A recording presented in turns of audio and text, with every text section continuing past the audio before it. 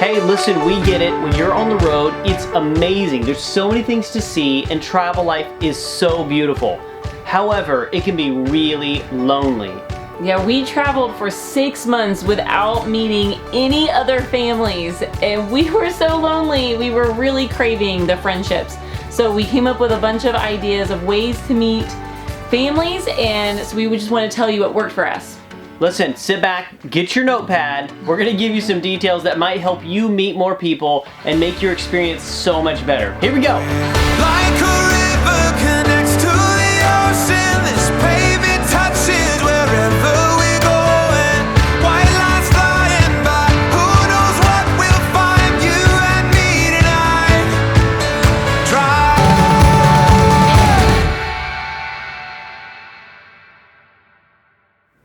Hey, we're talking about meeting people on the road, and we want to give you a little bit of our experience. Starting out, first off, we had really bad expectations.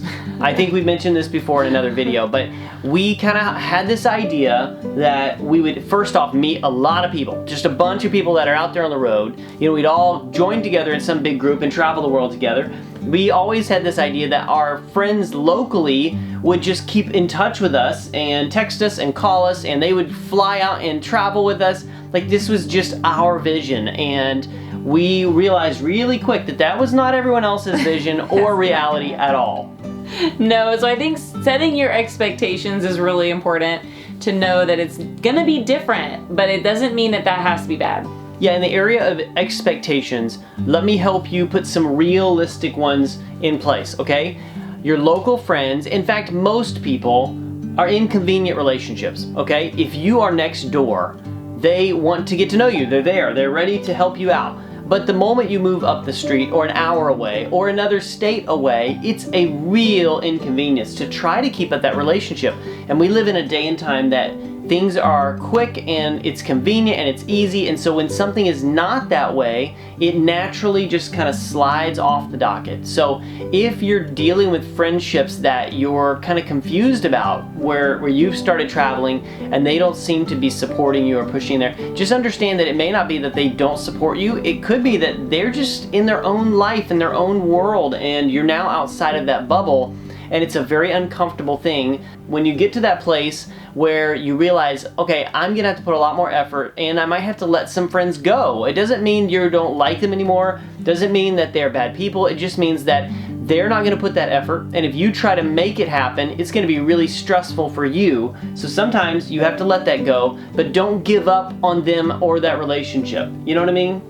Right, and also don't give up on being on the road, because yeah, you might start out, it might be kind of lonely, but don't give up, because it's going to get better, and you're seeing so many amazing places, and there's definitely a lot of opportunities to meet people. You know, it's funny too, as we've traveled more and met more people, we do go from like a feast to famine sort of deal with friends. There's times where we're in parks that have 50 families and hundreds of kids, and it's great, and then about 2 weeks in, you're like, I need a break, I am done with this. And then you're on your own for a couple weeks and you're like, oh, I kind of miss the friendships, you know? So it's just a part of it. Again, if you know what to expect, it's a little bit easier. And when we compare this to our sticks and bricks life, you know, we had neighbors and we had friends, but in all reality, we really weren't getting with these people but once a quarter, sometimes twice a quarter anyway, and that was with our best efforts scheduling into their schedules. So it really, when you compare it to that style, it really is about the same in the time you spend with friends, or it's going to be more. But if you try to think right now, I want to be beside someone, I want to walk out and say hi to a neighbor, that might have been all you did was just wave, but it made you feel like there are people around. It made you feel a part of a community. And when you start traveling, you'll be disconnected from that right off the bat. And that kind of makes this free fall feeling as I describe it, you know? Let me explain what that free fall feeling is like. So you've been on the road for a couple of months and you've left your friends back home and you just don't really have a whole lot in common now because you're not in their everyday lives. So you're not talking to them much, but you haven't really met other friends on the road yet, and you're just kind of in this in-between stage where you really are craving new friendships. Yeah, that's a very good way to describe it. And it's uncomfortable, and it really makes you want to give up on travel, because the first time you get a rainy day, or you have an argument with your spouse, or your kids are having a bad day, you're going to want to give up because you're still stuck in the same RV. And that can be, and if you have someone to call or someone to talk to who can relate, it's a lot more fun and you can connect on that. But to these people back at home, they're just like, I don't know, like send them outside, you can't go outside, I don't really know. So again, that is if they pick up the phone, because we live in kind of a social media world that doesn't do phone, they don't really connect face to face, which is something you're gonna love in this industry or this lifestyle as well. And that's connecting with people face to face. So don't give up when these hard times come in the beginning. This is a natural occurrence, okay? It's a disconnection from the, I want to say, pseudo community, because oftentimes you really don't have a community connection, and you'll notice that when you leave and no one's calling you, that's because it's not really that community, it just feels like it. But then you're going to be inducted into a new community of people who are connected and are kind of on the same wavelength as you and doing the same sort of life that you're doing, and you're gonna love that. So don't give up.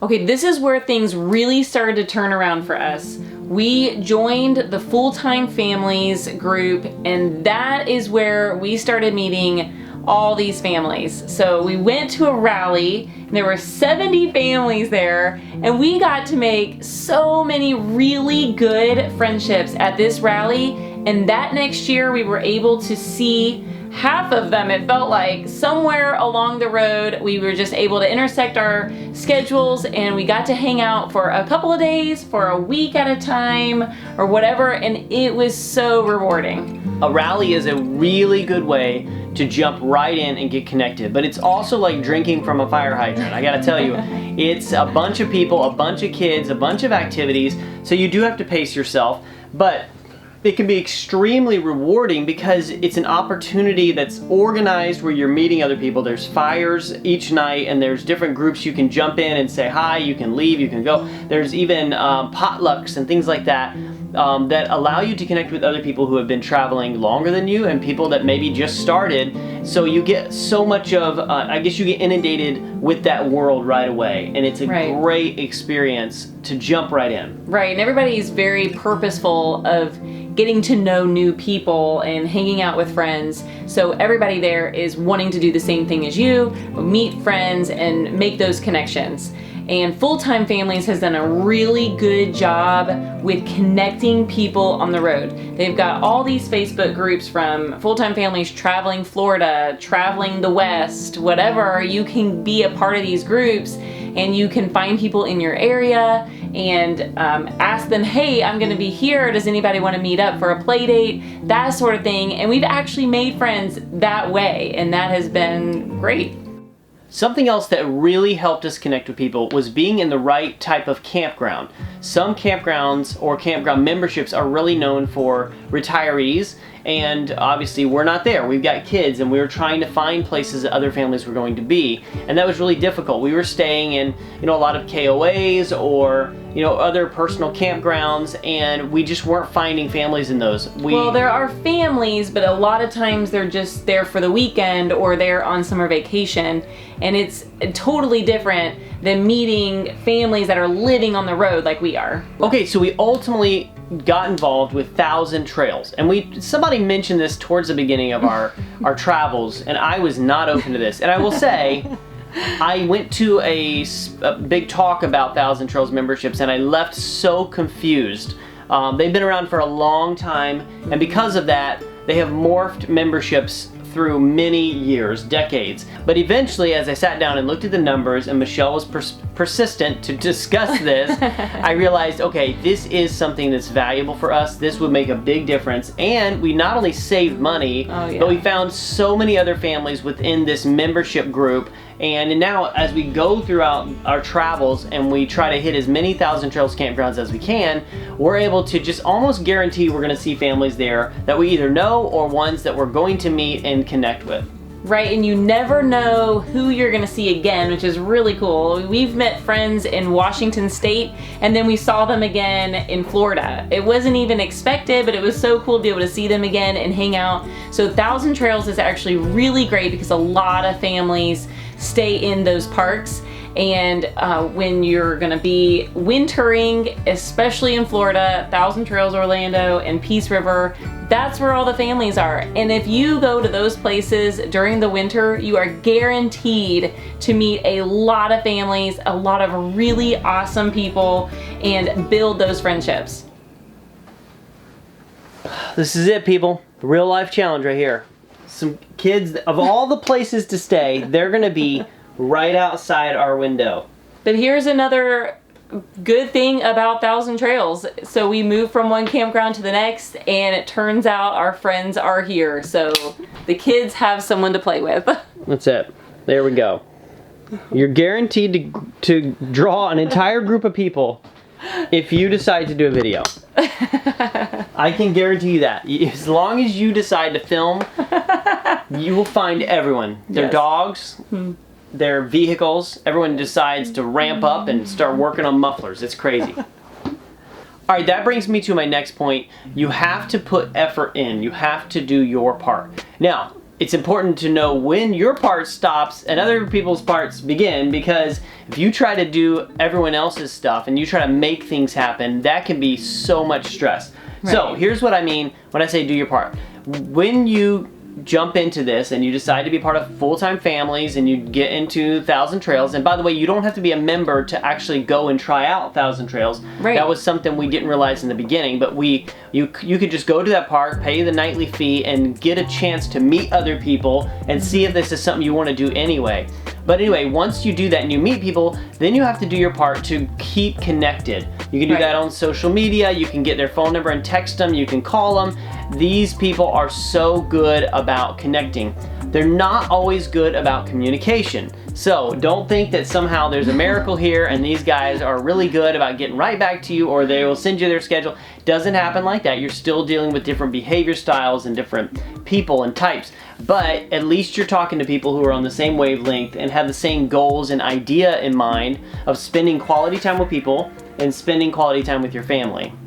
Right, and so remembering the people who you've really connected with, reaching out to them at least once a month and just finding out what they're up to. And the same thing with your friends back home. It's not that you want to just get rid of all of those friendships. You have to put in the effort yourself to keep these friendships going. So text, call. I've learned that some friends don't want to have a phone call. They only want to be text. And some friends, they just don't know how to communicate on text. So when you give them a phone call, you can talk forever and just have a really good conversation. And then you can find out, hey, where are you guys going to be? What does your summer look like? And then you find out, oh, we're actually going to be close to each other. Let's get together. And those are ways that you stay connected with the people you've met on the road. Something else is when you're in a campground, if you are sticking to normal business hours, it's going to be really hard to find people or meet That's people. true, yeah. We've learned that Michelle, when she goes out in the morning to exercise, if she runs around, she can see other moms that are out and they can talk. Sometimes late afternoon, 3 or 4, if we take a walk, you'll see parents outside just chatting, getting ready to do dinner. But if you wait until 5:30 or 6 and try to go connect with people, by that point their plans have already been set and it's going to be really hard to connect. So in order to be approachable, you have to be outside your RV at some point. Nobody's going to come knocking on the door. Yeah, that's true. And you have to be purposeful. Many times when we go to a new campground, we say, okay, let's make sure today we take a walk, and then we go and say hi. And there might be a group of people in a little spot, and we'll walk up and just say, hey, how are you guys? We're new here. We just thought we would say hi, and we have never been rejected. Everyone has always said, oh, well, where are you from, and what are you doing? And that conversation just builds from there. We've Right. never had one that said, hey, we're in the middle of a conversation. We don't want you here. I mean, be prepared for that. Maybe you'll get it. And when you do, just say, oh, nope, sorry about that. Hey, good to see you. And just keep walking. Go to the next one, right? Don't get your feelings hurt. But we have fortunately not had that experience. Everyone has been so cordial and invited us in. And they always, hey, why don't you come over tomorrow night? Or we're going to have a fire later. Come back over, bring your chair. Everyone is very open to building a community and building those relationships, but you have to do your part. You have to go out and get out of your comfort zone. You have to be outside your RV. You got to take those walks. You got to say hi. Gotta say hi. Yeah, not stay high, but say hi. That's what it was. Yeah, I mean, well, you could meet a lot of people that way too. No, it's good though, because everybody is looking for friends just like you are. So sometimes you have to be the one who is the bold one to make that first step and say hi, because they might be too shy, or maybe they're just, relaxing and they just didn't think to come over. But if you are able to step out, you are going to make friends. And sometimes they might be family, sometimes they might be with a retired couple next to you, and everybody's going to be great. Everybody is, ready to make friendships. They've all got their own story, and I think that's what I walk into it thinking is, what is their story? How did they get here? And when you start asking people questions about their life, very few people will hold back. They want to share their story with you. And if you're genuinely interested, you're going to make friends everywhere. And again, we're not retired, we have kids, but we meet single couples that are traveling. We meet, people with just one infant. We meet people with teenagers, and we meet retirees, and everyone has a unique story. So doing your part to get out there, push yourself, say hi, and then to connect with them is really important to building a great experience within this travel community. All right, another really important tip is knowing your style. There's different behavior styles, there's different personalities, there's different communication styles, and it doesn't stop when you get on the road. There's some crazy people out there. We're one of the couples, and sometimes figuring out what's in their brain is really difficult. So we have figured out that there are some people that love a long travel style. For instance, they could find one or two other families, and they may travel for 3 to 6 months and absolutely love it. They don't need a break. They just love that community. Other people, you might travel with them for a week or two, and then they are going to disappear. They're not going to invite you to continue on because they want a month with just them. And we had to really come to grips with the fact that we are the long-term travel type people. We are people. We want to be with people a lot, and our kids are the same way. And when we want to break, it's really just like a night or maybe 2 nights. It's not a long time that we want to break. So we want to be with people, but not everybody is like that, and that's okay. As long as we know what we're like and we know what they are, we can kind of have that conversation and figure out how do you like to travel, because we don't want to be in your way. Yeah, the goal is you want to do everything you can to avoid being offended. That's been a goal of mine in my entire life, is try to be the hardest person to offend. Like, make them work really hard to finally offend you. But most people get their feelings hurt so quickly, and you don't intend to do whatever it was that got them hurt. So this is an area, again, you might be traveling with somebody for a week. You might have spent a couple days with them, and then at the end of that, they disappear. And then you see on their Instagram that they're with 2 other families and they're traveling. You're like, why did I not get that call? Some people like to just be with people for a little bit and then take a break, and then more people and then a break. So just understand that that is not personal to you. Or at least I don't think. Maybe it is. I mean, I don't know. I don't know how you cook or what you say, or I don't know what time of the morning you start knocking on their door. Maybe you need to assess that. But in general, there's just so many different travel styles and family styles that you need to realize it's not necessarily an offense towards you.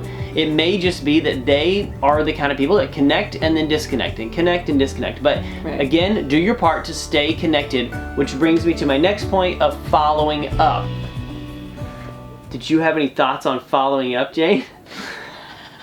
I was hoping I could toss them. I know we touched on this a little bit earlier with following up with our friends, connecting, texting, calling, but this is so important. If you want to keep these friendships that you're making, you have to put in the effort and show them that they are important and that you want to stay connected, and then they will return that with you. You know, it might feel a little awkward at first, but do not put it past yourself to set a reminder to actually follow up with people. Like setting a calendar note once a month to follow up with this family you met, or just even to send a text message, or maybe try to see if your schedules can align. As I mentioned before, there's some people we've met along the road that we absolutely love being with, and they are a blast. But getting a hold of them is a nightmare. I mean, it takes 3 months to finally get a text back. And as much as we don't like that, you have to realize some people have their own style and their own way of doing things. And if you can call them and maybe land a moment of their time to schedule something, great. But finding out what people's styles are and then following up in a way that works is going to make this experience way better for you. All right, one thing I want to mention too, I want to stress that we love our friends that we've had at home, our Sticks and Bricks family, and we are really enjoying this community on the road. But the biggest thing is understanding what's going to happen, what's realistic. Whether we want it to happen this way or not is irrelevant. If you understand more than what we did, you won't have so much pain in the beginning in this disconnection and reconnection process we're talking about. Right, because when you are in town and you're in their community, you get to see your friends and you pick up right where you left off. Keeping that connection open throughout the year, that way when you get home you can go back to those friends is really good. But it's the same way with the travel friends. You got to stay connected so that you can get back together again and continue the friendship. Absolutely. Okay, I hope that this was helpful for you. I hope that you don't have the same lonely experience we did in the beginning, and maybe following some of these steps will get you fast-tracked towards the family life you're looking for. Anyway, do your part, make sure you're following up, and create the most amazing travel experience for you and your family. And then let us know what you've done that works. Leave us a comment, contact us. We look forward to meeting you on the road. Have a great day. So good and then so bad. But let us know what you've done and what's worked for you. Leave us a comment if this helped you at all, and we would love to meet you on the road, so reach out online. We look forward to connecting with you soon.